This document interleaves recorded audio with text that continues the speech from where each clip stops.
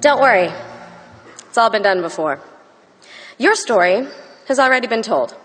It's probably translated into 3 languages and is part of an original piece in Croatian, which you will never read. That code has been written before. Your programming problems have been solved in a basement in San Jose, and the chords in your verse sound just like Nirvana and the one song they got it from first. The book that you're writing is a lot like a famous French novella, but with added dragons.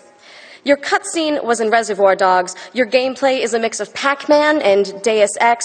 The story you're telling about your childhood was lived by hundreds of kids in your country who also believed their stories or toys came alive at midnight. Your slides are awkwardly similar to the guy who gave a talk right before yours. Your color scheme is the same one from Nokia's website. They probably patented it. Your game title sounds like Warcraft fanfic. The character names sound a lot like Discworld. There was a mod of the game that you're making, and that was in like 2005. Yeah, people have spoken up about that topic before. It's called the Human Rights Movement. They did that shit for charity. I am not the first person to have tattoos at GDC or to say the word bullshit on this stage. This talk has been done before, but it isn't redundant. Old news is still news to someone, and you never know when they need to hear it. That's why art, literature, speeches, and expressions can be timeless. Either they capture a moment, or they go on speaking to the human condition, about originality, about fear or self-worth. There's a human element to creating, to teaching, and to learning, too.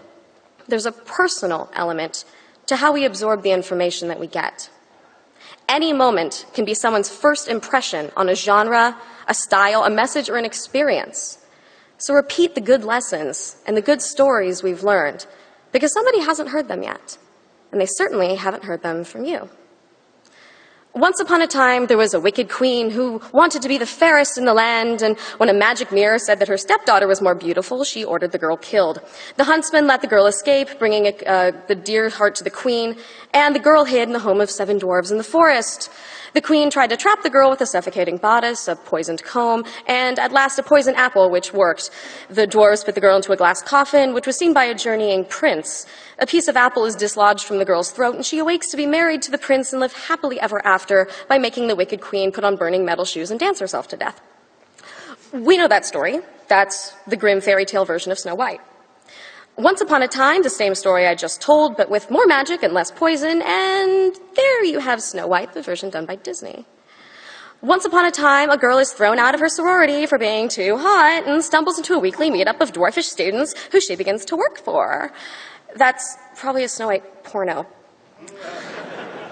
Once upon a time, a young queen is afraid of her new husband's daughter, whom she has caught sucking blood. She orders the girl killed, but the heart beats on in the queen's hand. While trying and failing to assassinate this vampiric creature once and for all, the girl returns with an enthralled prince, and they sentence the queen to burn alive. That's Snow White, but done by Neil Gaiman.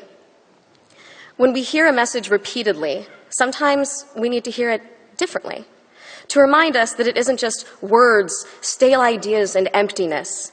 Our own interpretations might inspire someone more than an original ever could. I'm not the first person to encourage people to write, but I said it to people who may not have heard it before, and they certainly haven't heard it enough.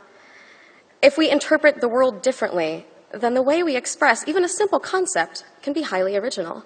So maybe we shouldn't worry about that so much. It's not about being the first to do something. It's about someone else's first experience with it, the first time it reaches and teaches someone, and they might need it more than ever right now, and you might be the only way that they can get it. Ideas are an evolution, a subtle change to the things we know and the concepts we adhere to. There's a difference between a style and a bandwagon, a message and a cliche, inspiration and a clone. The difference, I think, is love. Just because something has been said before doesn't mean you have nothing to say. So, it's all been done before, but it bears repeating. Thank you.